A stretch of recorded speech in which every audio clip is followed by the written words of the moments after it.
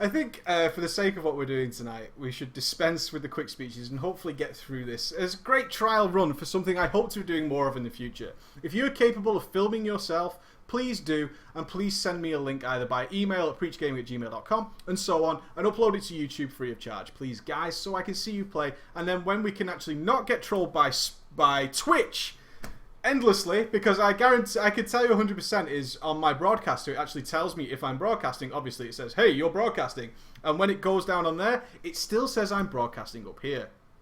That's fantastic, isn't it? So we're going to jump into the game, hopefully. So as I was saying, let me get back to it, because this is important. This is what I want you guys to understand. Is understanding your class is only one aspect of being able to do really good DPS. The second aspect is understanding the boss, and the third aspect is putting 1 and 2 together. Once you understand your class and the boss, you then start to work to getting the really top-end DPS you can possibly do. And that's what we're aiming to do tonight, okay? You lovely people who are sticking with me, you 80-odd people who are staying with me through all this, thank you very much. Let's jump into a game in a moment. In fact, I haven't even loaded it up because I restarted. That's what we go through on live TV. Let's get it up there. And pause. Okay, so we're going to look at this perspective of an Assassination Rogue. An Assassination Rogue, the Assassination spec, is actually the lowest of the 3 current Rogue DPS specs. But that's okay, it's not so far behind, like, let's say, a Frost Mage or something like that. Yep, I'm still going. It's not that bad that it's going to be really, really tragically low DPS. Assassination is still quite up there. In fact, all 3 rogue specs are in a pretty good place. Combat obviously being generally the top. Subtlety about the same, depending on whether the boss allows a subtlety rogue to perform to his best of abilities. So we're going to jump into a fight and see how this goes, okay? So we're going to watch the first couple of minutes. We're going to watch the first couple of minutes of this fight and just giving a general understanding of what we're going to be looking at. So I want you to understand what we're going to be looking at and how we're going to be talking about it. Because one of the main problems with what we're doing now is UI, first of all. The UI is one of the hardest parts to understand. And I want you guys to try this every time that you watch a video of a boss kill. Pause it as soon as the combat starts and try to understand what the hell you're looking at in terms of the UI. It's very important that you can actually pick out which things are buffs, which things are debuffs, and all that kind of stuff. It's really, really important, guys. So we're going to jump back into it.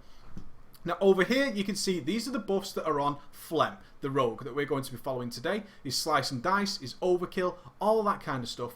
And on the right, we have his debuffs on the boss. His Deadly Poison stacks, his Garrote, and his Vendetta. Okay, down here we've got his combo points, obviously, you can see those nice and clear. We've got the boss health HP frame, and down here on the right we've got his focus frame, who is going to be Trixing, giving tricks of the trade to. And then we've got Berserker and the boss debuffs and boss mods and all this. I also want you to pay attention to the right hand screen where his damage is shot. That's going to show you immune to crippling poison, obviously, immune to the silence effect of Garrote, and various other damage things that we're going to be looking at later. So let's carry on with the fight. Just give you a general idea of what's going on. So we can see that Phlegm has a good idea of what he should be doing. We can see that he had Vendetta on the target nice and early. He also went ahead and used his Cold Blood nice and early. He's using his combo points at 4 or 5 to get that Envenom buff on. He's doing all the things we would expect from an Assassination Rogue who's been working hard and understands his class. He's also target switching, as he should be, to the correct target. He's going to the green target. We need that one to kill all the time. And then he's going to do the DPS on this target as well. So once he gets back to the boss, I'm actually going to pause it, and then we're going to talk about some specific points.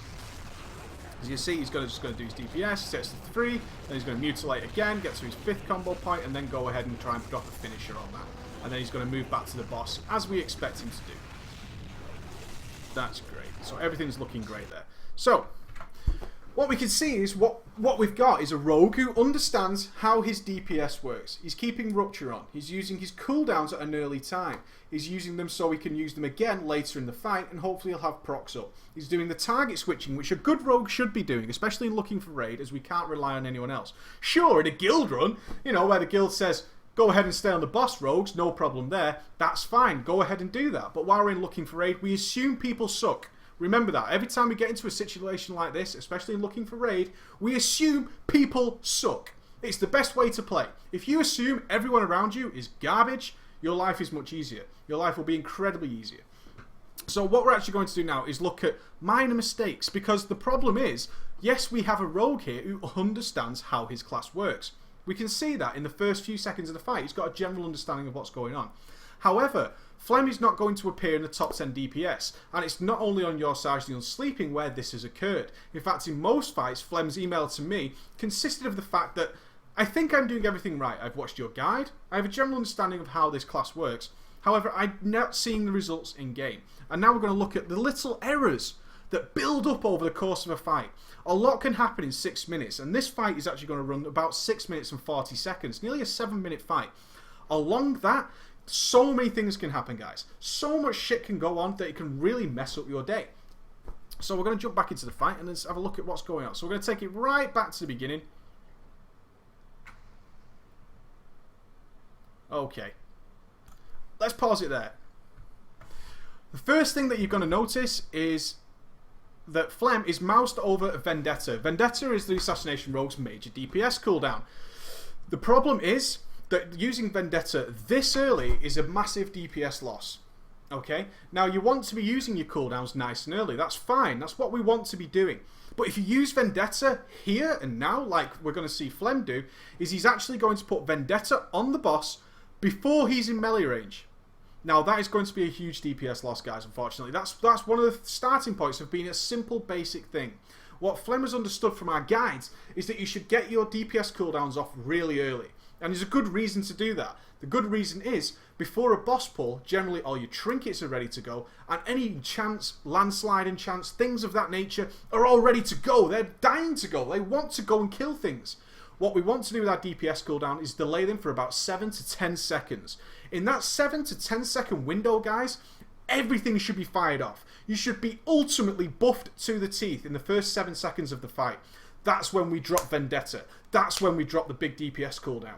In that stage, from an Assassination Rogue point of view, we will have got Slice and Dice up. We will have gotten into melee range. We will have also got 5 stacks of Deadly Poison up. We will have had our Landslides proc, our Trinkets proc, and more than likely, we've already got ready to get our 4-5 combo point Rupture ready to go. That's when you want to pop that DPS cooldown, guys. Okay, very, very important. Because every second that you are not DPSing while Vendetta is on is a huge DPS loss. Because the reason this DPS cooldown in Vendetta is on such a large cooldown is it makes a very, very important different part of your DPS.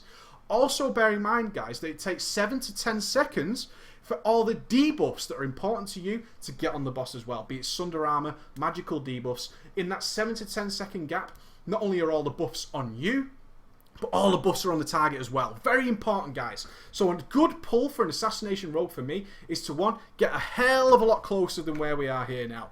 We're a rogue after all. We're in stealth. Nobody can see us, for God's sake. The boss can't see us whatsoever. So we want to get much closer to this boss than we actually are. We also want to get in a behind position or slightly in front of the boss if that boss is likely to move towards the tank. That's what we're aiming for. We're aiming to get into that position so we can DPS literally at 0.1 seconds of this fight starting. Remember, you've got Tricks of the Trade on, ready to go, on your tank. Your first attack will not bother that boss at all. He's going to run for someone else, that's a guarantee. So we can get nice and close, probably just away from this light well, and get ready to start straight away. And our first priority is obviously to get Slice and Dice up, get that Envenom up so we've got a nice 30-second Slice and Dice, and then we can get ready to pop Vendetta, because all the debuffs and stuff are on. So let's carry on with the fight. Going to turn the volume down a little bit, you guys were saying there. So as he's moving in, okay, so we can see Vendetta is on now. Look at that, he's wasting a few seconds. We're still in stealth. Look how long it takes us to get to the boss. Now I know you're thinking, that's what? 4 or 5 seconds, Preachy? Not only that, but it's going to be another 7 or 10 seconds until we're actually at a state where we're buffed to the teeth and we've got all our procs on. In fact, we've just got our Slice and Dice on there. We're now ready to... We still haven't managed to get our Rupture on. We're still at the combo point stage. Let's wait there. You can see it's at 31 seconds, almost 15 seconds after the boss's pull. Are we in a position able to put on our Rupture? And then we could do our big Envenoms. That's what we're all about, guys. You see that pre-planning, taking that little bit of extra steps. We can see all the debuffs and now on the boss as well, that we're in a good shape to pop our Vendetta. However, by popping it really early, what we've seen is we've only got 18 seconds left on Vendetta before we can actually take full advantage of that Vendetta. So very important to pre-plan your DPS cooldowns, guys. Really give yourselves a few seconds to get into position and allow debuffs and buffs to generate and get going. So we're going to continue on. Now, I'm actually going to skip. Let me pause here. No, I'm going to show you this one straight away. Now, this is important. As a rogue, we are a melee DPS class. Every time we are not in melee range of a boss, we are in trouble because we're not doing any damage. The best damage we could possibly do when we have to target switch as an assassination rogue is literally put on a rupture and maybe cast an envenom just to refresh our life, make sure our deadly poisons are nice and fresh. And we've hopefully got our envenom buff up. Again, envenom, it just allows us to get poisons on faster. That's all envenom does, guys. A very simple idea. Envenom just allows us to get poisons on faster.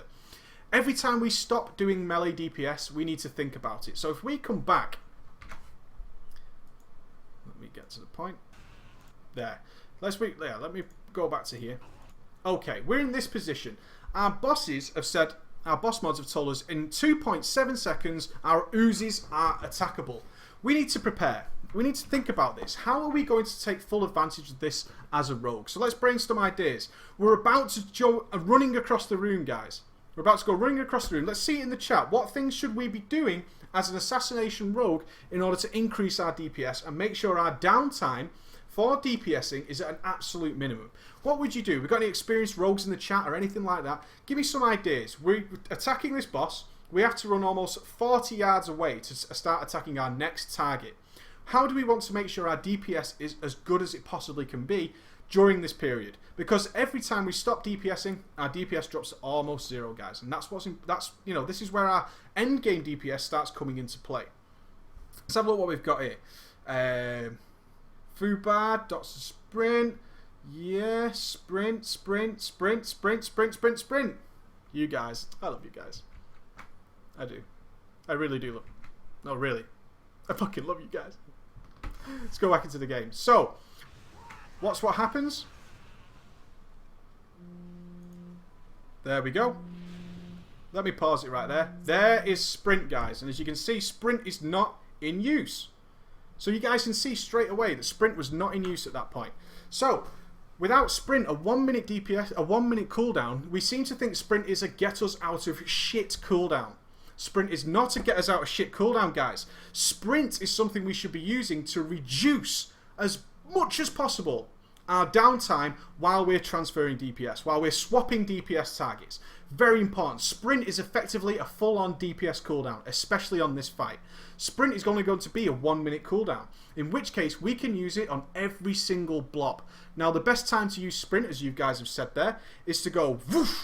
Sprint's going to shoot us all the way over to that boss. It's going to be like, we're there. Now, luckily for us, the ooze is going to naturally work its way back to the boss. So the best time, as always, is to use sprint, is to get to the target. We want to make sure our dots are on the boss, sprint over to the next one, reduce that melee DPS downtime as much as humanly possible. So again, one big improvement that we can make to this fight is very, very simple. It's a very simple idea of just using that sprint to get to this target. Now, we're on our target, we're stacking some poisons, and we're envenoming. We're doing everything we should do. Everything looks good. We're doing normal play. Yeah, we missed a sprint, but no big deal. Now, I want to pause it here. A lot of timing on this pause. Gangster. What I want you to show you here is that what we've seen is that at this point, everything seemed really normal. We got our mutilates up, we've got our slice and dice maintained, we popped some envenoms. Now let's look at the health of this ad. This ad is about to die. Paulie fell into this problem that we can often possibly do, which is we become very, very, very situated on our DPS rotation. There's no such thing as a rotation in terms of WoW DPS. It just doesn't exist. Okay, nothing exists. It's all about thinking about it. But we've drilled into, and probably my fault as well from watching our guides, that in order to do maximum DPS, you need to be doing envenoms and keeping rupture up all the damn time. That's what we've taught him to do. So when we come back into here, we can see that an ad that is actually about to die, excuse me, Paulie's attempting to put rupture on there. I can see him spamming the key. He's attempting to put rupture on a target that is in fact about to die. And therefore, that's just going to be lost DPS. What would have been actually tremendous boost to your DPS, Flem, would be to pop an envenom there. You've got a 5-point envenom. You can drop an envenom. That's also going to get you the envenom buff because you're almost going to be back to the boss again. Your poisons no doubt have run out already. Your poisons have disappeared off the target. by popping an Envenom at the last bit of that ad. In fact, I would just pop an Envenom there, and I wouldn't try and kill it. My work is done. I've just dropped a big 5-point a 5-point finisher. Excuse me, combination? What the hell is a combination? I've dropped a huge 5-point finisher on this boss, on this ad, and that is my work done. I need to use that Envenom buff that I have got from that finisher to get back on the boss and start reapplying my poisons. Little things like that. What we're going to do here is use a 5-point finisher on a finisher that won't do any damage, unfortunately. Rupture will go onto this target in the next second or so, but it won't be able to tick. We won't see any damage. And then when we get back to the boss, because this ooze has died, is we won't have the Envenom buff. So we're going to have to wait those extra few seconds in order to build up some DPS. Okay, very, very simple things. You know, these are the basics of stuff that are all about it. All we've done, literally so far, is forgotten sprint. So it's a simple mistake. We've forgotten sprint. And we've also tried to use a 5-point finisher, which we know in our head is something we should do for big DPS, on an ad that won't get the benefit of that 5-point finisher. Remember, Rupture takes quite a long time to tick. Those simple things start adding up over the course of this fight. And we're going to see how it continues a trend of that. And they're all simple things to fix. Very, very simple. As soon as someone points out to you, hey, you know, you should sprint to that target. You've got sprint on a pretty low cooldown. Why don't you sprint over to it? You will never walk to that target again. I guarantee it, motherfucker. I'm telling you, you're never going to walk to that target again. So as you can go, there's the 5-point. You can see the Rupture goes on there. It's a good 20 seconds, but unfortunately this ad is going to die in the next 3 seconds. 2 seconds. And now we've got no Envenom buff, and our Slice and Dice is about to wear off. Now this is where we're about to see the most crucial point of DPS loss. In fact, it's going to be in a little while yet. It's going to be okay. We've got Slice and Dice on, using tricks as normal. Now, ballers! Ballers, ballers, ballers, ballers, ballers! What's wrong with this picture? 5 gold baller points and a bro fist. Anyone can tell me what's wrong with this picture? I'm just going to be all chill and cool and just sit back and relax. Somebody tell me what is wrong with this picture, my friends? I wonder if you can see it. I think you can. The quality's pretty decent. I just want to know what is wrong with that picture. Tell me, tell me, tell me. Hit me, hit me, hit me. Hit me. You guys. You're thinking about it, aren't you? Like, what could it be? What could it be? Something's wrong with that picture. Let me switch back. Anybody see it? Anybody? Tell me, tell me, tell me. Oh, well. Oh, you know, I could rely on you guys for absolutely anything. You guys just... What am I even doing here? You guys could do this job for me. We're facing the wrong way on the boss. We are facing the wrong way on the boss. Yes, we are. And this is about to be very noticeable. Wait for it. Wait for it. There. Very, very notable. Very noticeable indeed. He's in front of the boss, which is actually pretty suck. Being in front of the boss on a fight like any fight whatsoever where you're a melee DPS is an instant huge DPS loss. Positioning is the most important part of any fight whatsoever. If you're positioned incorrectly, that is going to wipe your DPS out to the teeth. It really is. Parries screw you up. And on this shot that we can see here, we just switch back into the game, you can see that the Rupture was parried. He's got his Rupture parried. Now, being in front of the boss, people don't realise it. And oftentimes you'll see a lot of melee DPS, especially guys who may be even new to it or something like that, or even long-time guys who haven't picked up this super important thing. Always look where the boss is. Really important, because this is just a big waste of energy that we've seen here. His parry has just... you've just had your finisher parried. Huge DPS loss. So stupid an error as well. Such a basic error. And it's literally because we're thinking, maybe in this situation, it's because we're about to AoE. That's what screwed us up. And in fact, this is the point where it really starts to start. Let me just rewind a little bit. Now, this is an important part of the fight, because for most DPS classes, this is when it goes awesome. This is when we start pulling out some sick DPS. A lot of us can do crazy AoE DPS. Now, we're going to look at tonight from, obviously, an Assassination Rogue's point of view. How does an Assassination Rogue do its best AoE damage? As we've said, it's the same as its single target damage. It's all based on poisons. That's what we're going to do. Nothing, Jason. You got a favourite on your video. That's what you get. I will sort something out for some guys when we do this stuff. we're about to do AoE DPS. Now, all our AoE DPS as an assassination role comes again from our poisons. All of it comes again from our poisons. And what we want to do is we want to set ourselves up. As soon as we saw, probably 30 or 40 seconds ago, that a dark globule was about to appear on your side as you're sleeping, that should start ringing alarm bells. That gives you 40 seconds to prepare for what is about to be a really good AoE phase.